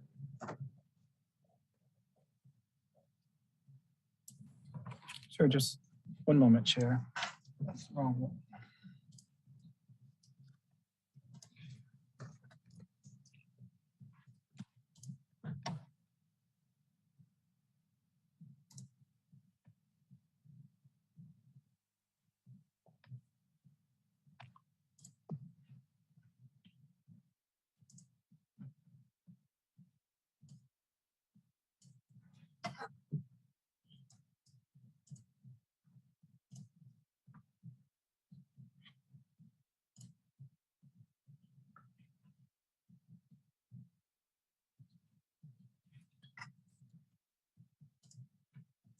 Awesome. Please let me know if you see the presentation. Fantastic. Thank you, Chair. Thank you, Commission. I'm Andy Lester, Planning Department, and I'm here to present before you tonight Z21-0022 4214 Fayetteville Road. This site is a proposed rezoning to office and institutional with a development plan. Its existing zoning is residential suburban 20. It is located at 4214 Fayetteville Road in the suburban tier. Site acreage is 0.97 acres. The existing flume is medium density residential. Should this be approved, staff recommends a flume to office to accommodate the proposal. And what the proposal is just it's a restricted, it's a development plan with office, civic, and residential uses. As you can see, the existing zoning is residential suburban 20. The site is surrounded by residential 20, residential suburban 20, office institutional, residential suburban multifamily, and industrial to the east. The existing future land use designation is medium density residential. If approved, the proposed future land use designation for the entire development would be changed to office to accommodate the proposed rezoning. This aerial map shows the general location of the property. To the west of the site is Fayetteville Road. To the east of the site, I'm sorry, is Fayetteville Road and is generally located south of Larchwood Drive. The applicant has included graphic and text commitments, including a bus pullout and concrete pad bus shelter. Proposes to keep the existing structure and provides architectural standards for new development on the site. There are no streams on the site. Pines are located on the property. Duke Power easement is indicated on the western side for the adjacent site to Fayetteville. The applicant has proposed the majority of the tree coverage area to the rear and side of the property line. When phase 2 is developed, which is the southern portion below the hatch line, the existing private driveway will be relocated further south along Fayetteville Street or Fayetteville Road, and further away from the driveways of the single family residences to the north. The applicant held a neighborhood meeting on April 21st, 2021. No social pinpoint comments were received. Except for the future land use designation, staff determines that this request is consistent with the comprehensive plan and other adopted ordinances and policies. If the request is approved, the flume designation shall be amended to maintain consistency. Staff and the applicant are available to answer any questions. Thank you. Thank you, Andrew. We're going to open the public hearing at this time. Since we are crunched for time, I am going to reduce the amount of time that speakers have. So I'm going to reduce, I'm going to allow for 5 minutes for the applicant to provide their presentation and comments. And for all speakers after that, you'll get 1 minute each. We'll begin with the applicant report and presentation. And Kevin Fairfax, I believe you're the applicant on this case. You'll have 5 minutes to give your presentation.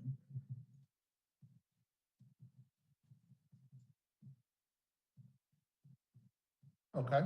I thought Sean was going to be the one speaking today, so I appreciate your time. And I don't know if Sean is available, is on the call. Let's see, Sean Snyder. Yes. Yeah. Yes. Yeah. Oh, I see their hand raised. Yes, Sean, you may begin. No problem. Yeah, I was planning on presenting for Kevin. I mean, we can keep this short anyway. There's really not a whole lot there. The applicant wants to rezone so that they can use the existing home as a real estate office for the time being, while reserving possible future development in the phase 2 portion. We've talked about a couple options for the phase 2 portions, possibly townhomes, possibly more office, but that's something down the line that we haven't really, they're not really ready to design out yet, and so we don't really have that solidified. But the bulk of the request here is to use this as a residential office, and that's the purpose of the rezoning. I don't think I have a whole lot more, but I can answer any questions that anybody would have. Thank you, Sean. With that, we'll turn first to our registered speakers, and then if folks who would like to speak on this case could go ahead and raise your hand to get in the queue, so that we can move as efficiently as possible. The only registered speaker on this case is Rob Levinsky. Rob, you'll have a minute to provide your comments. Please state your name and address and give your 1 minute comments. Chair, I do not see Rob Levinsky on our list anymore. Okay.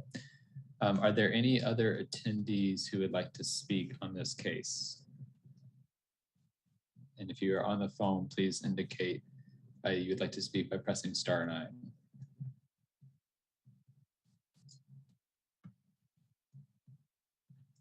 Seeing none, I'm going to close the public hearing and turn it over to commissioner comments and questions.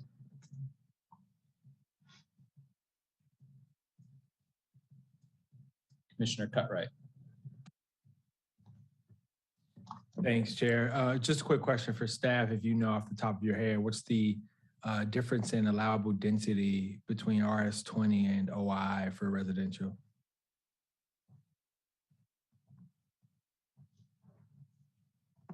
I'll have to look that up unless Mike knows off the top of his head.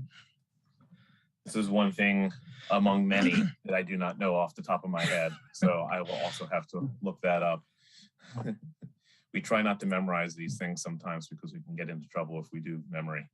But RS20, you're looking at 2 units generally per acre because they're 20,000 square foot lots.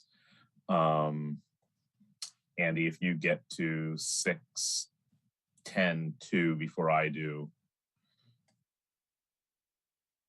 I can, if you want, I can say, looking at this as phase 2 only as possible townhomes, 6 would be the most units we could fit on it per the UDO, and that's over in the project information on the plan.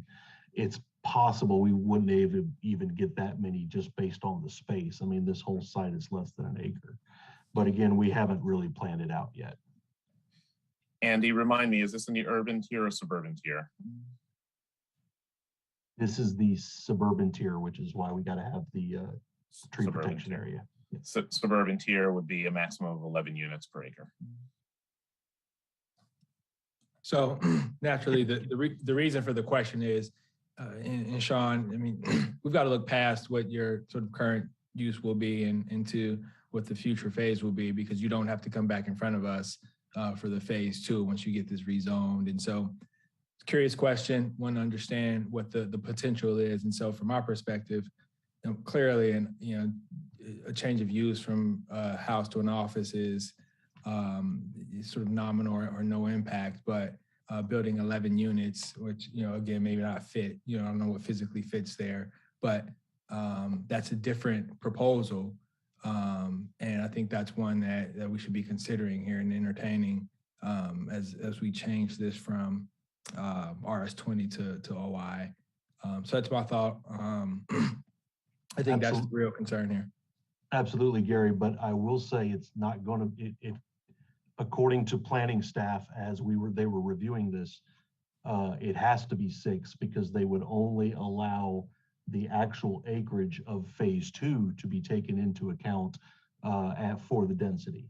So when you take just phase 2, which is 0.59 acres, 6 units is the most we could get. I mean, allowed by ordinance, not 11. That's correct. It would be the density in a non-residential district is restricted to the area used for the residential. So if the site itself is only an acre, and I don't know what the acreage is for phase 2. If the applicant can confirm, are you committing to only an office use in phase 1? That is correct. Okay. And the acreage of phase 2 is 0.59. I'm looking at it right now. Yep, thank you. That's fine, Mike. Yep.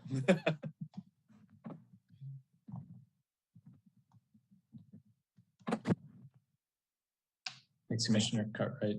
Do other commissioners have questions and comments?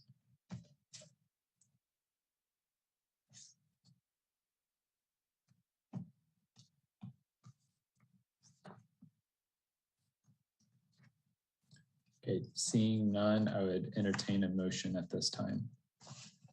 Mr. Chair, I move that we take case number Z210022 4214 Fayetteville Road to be forwarded to the City Council with a favorable recommendation. Second.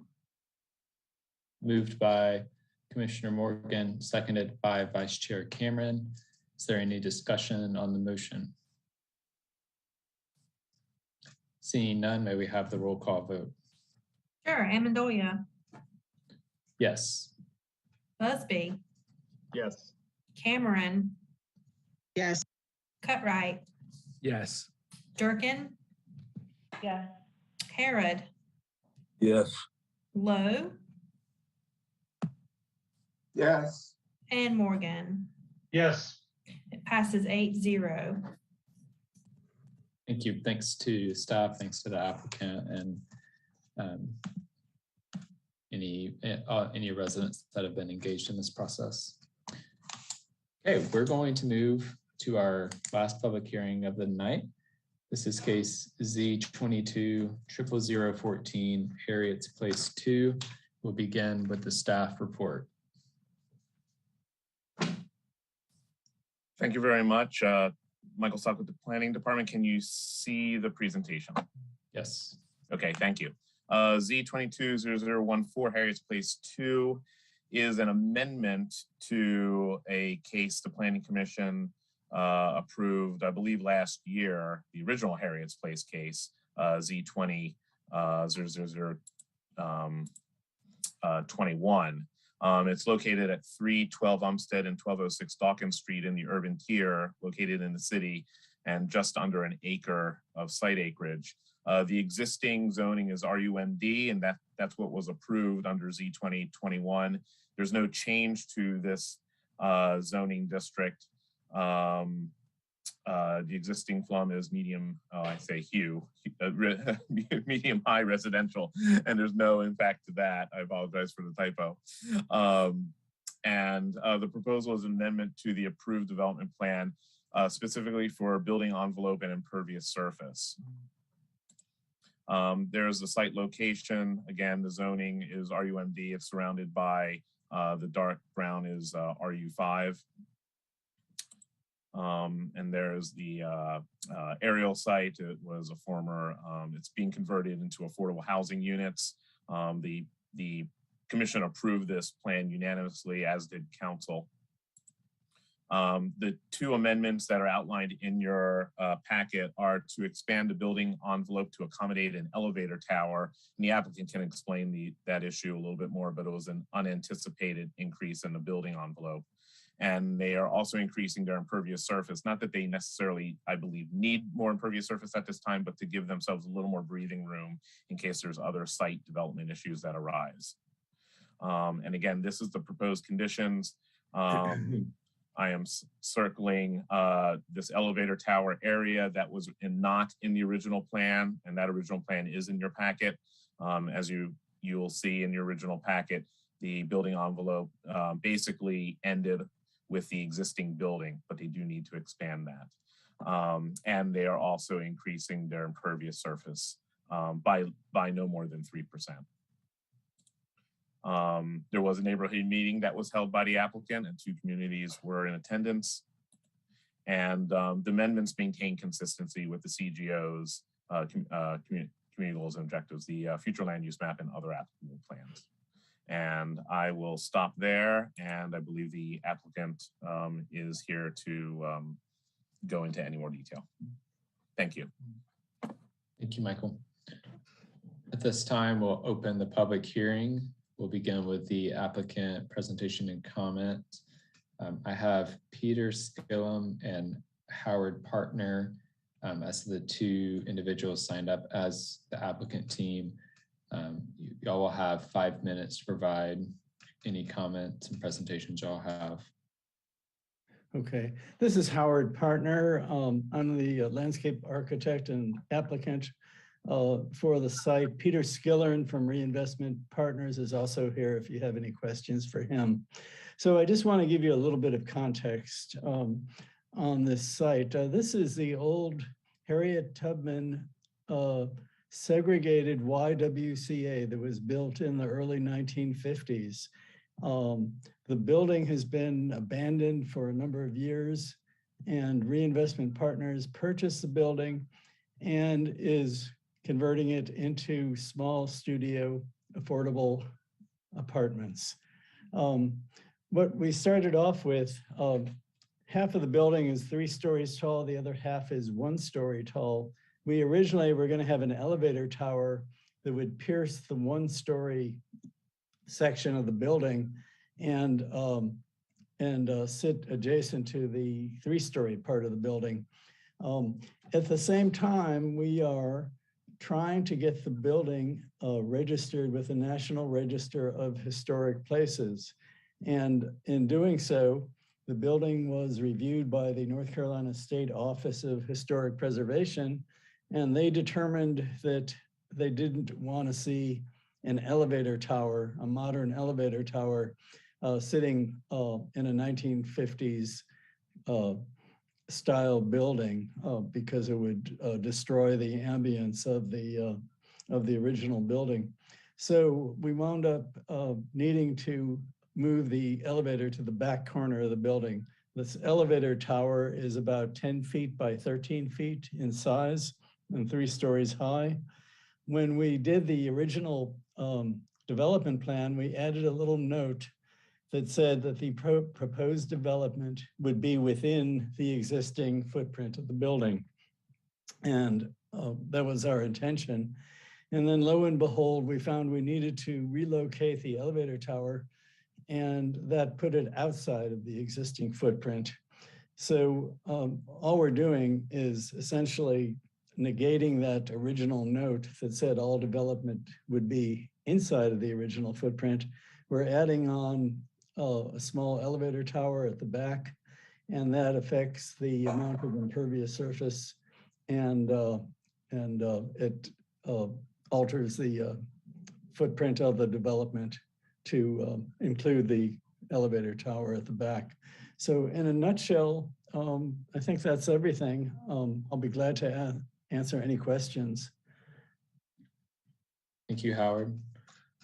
With that, we will move to anyone else who would like to make comment on this case. The only person who had signed up and registered to speak on this case is Rob Levinsky, and he is no longer on the call with us.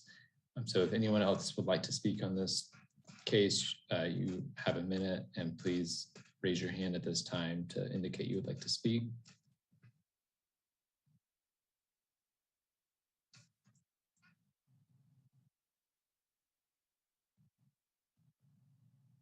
Seeing none, I'm going to move to close the public hearing, and we'll turn it over to commissioner comments and questions.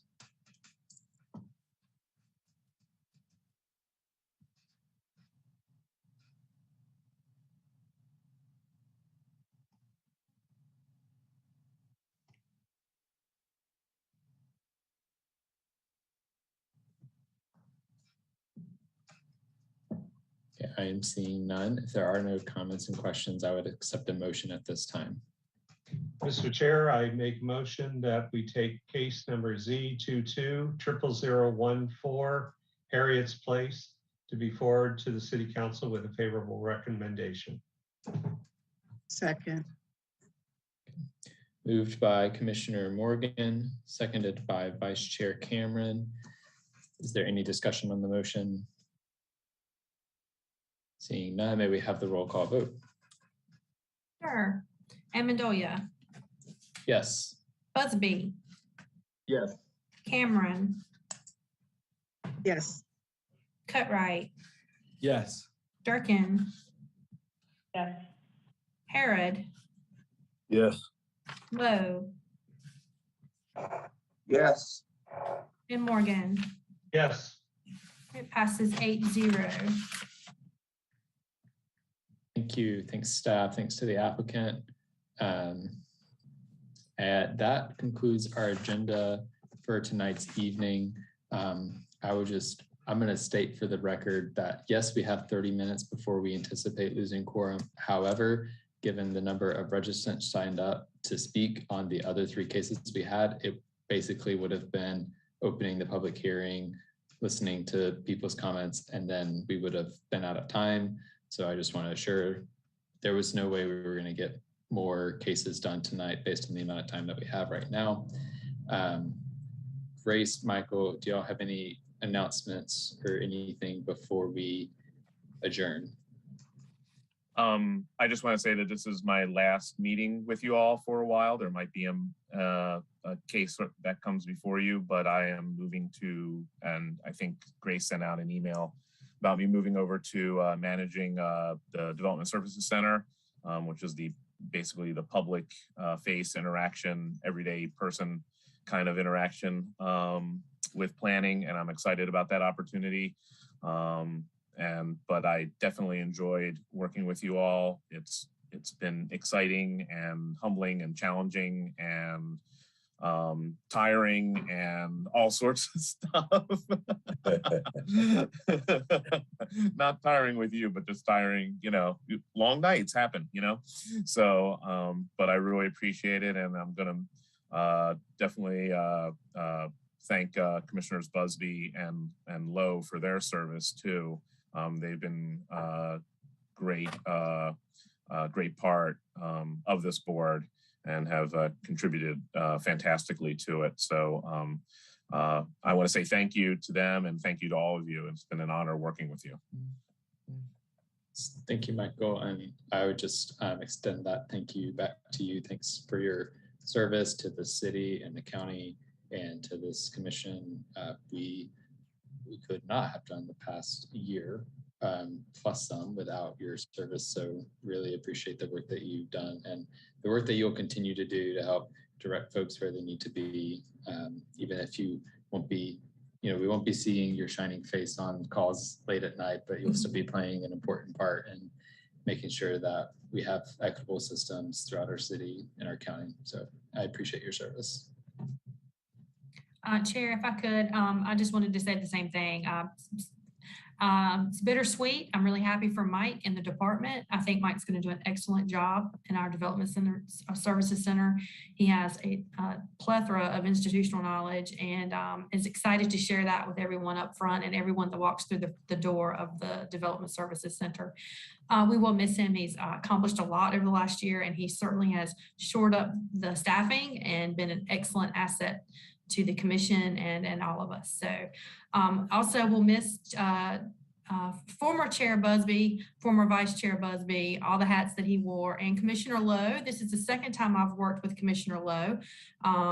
Commissioner Lowe also served on Board of Adjustment a few years back. And so it was nice to have a second chance at serving with Commissioner Lowe and staffing him on another board. So that was really nice, and we will miss you both. I'm going to reserve my comments for Commissioner Busby and Commissioner Lowe to our July meeting, where we will be recognizing the two of them for their service to the city and county of Durham. Apart from appreciate you both and have been happy to be on this journey with you both.